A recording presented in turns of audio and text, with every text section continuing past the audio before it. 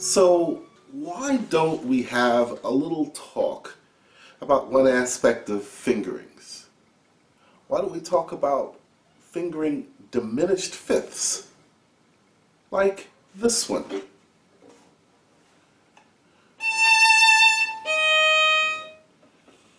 Or this one.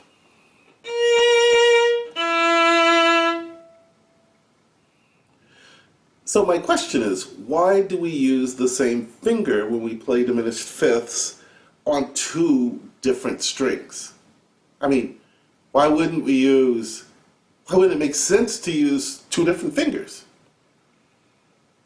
Or is this simply commentary on my laziness?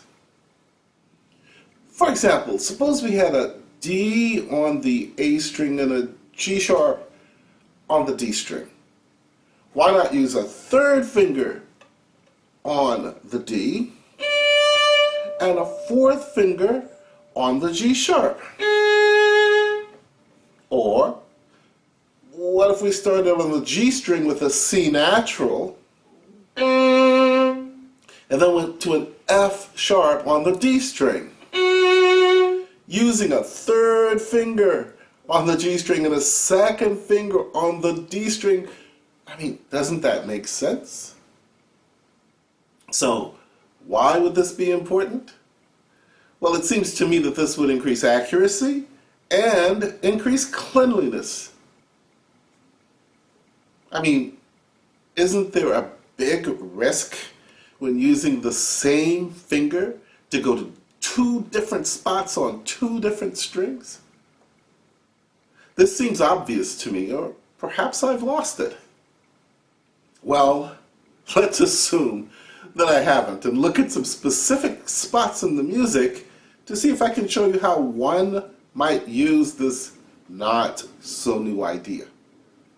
The wonderful pedagogue I.M. Yampolsky talked about this concept years ago in his book, The Principles of Violin Fingering, which is unfortunately out of print today. So let's look at the Bach D minor partita number 2, you know.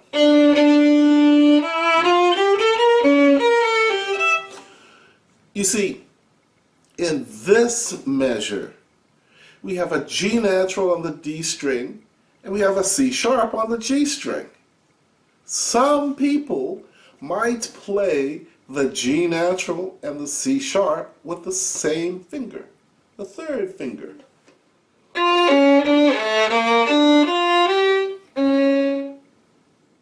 Well, what I'm suggesting is that we use our third finger for the G natural and our fourth finger for the C sharp.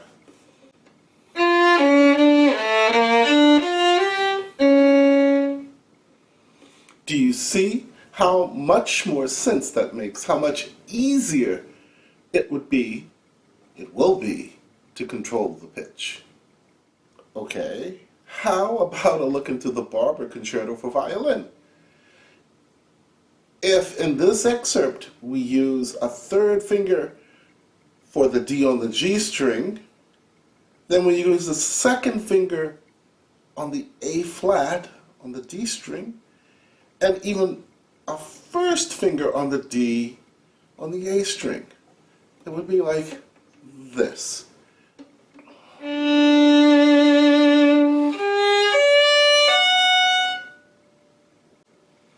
This makes so much sense to me. What about you? Does this make sense to you? From a practical standpoint, to do any of this, you cannot squeeze with the left hand. Not at all. I mean, consider the amount of strength required to move a finger that's stuck to the string. It's so hard to move. Can I get it to move? No, I can't. It's stuck. Okay. Here, let's try another one. Let's try Isai's second sonata. The one that's... that one. You see, from the G on the E string, to the C sharp on the A string, instead of using the second finger, a better way is to use the third, not but.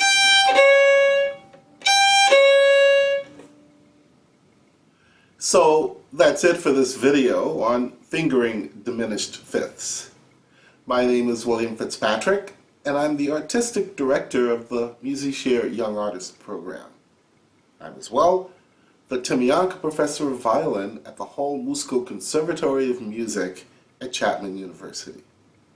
As always, I do hope this video helps your practicing to become more efficient and effective, helping you to learn to practice hard but wisely. And hopefully this will lead you to giving even better performances.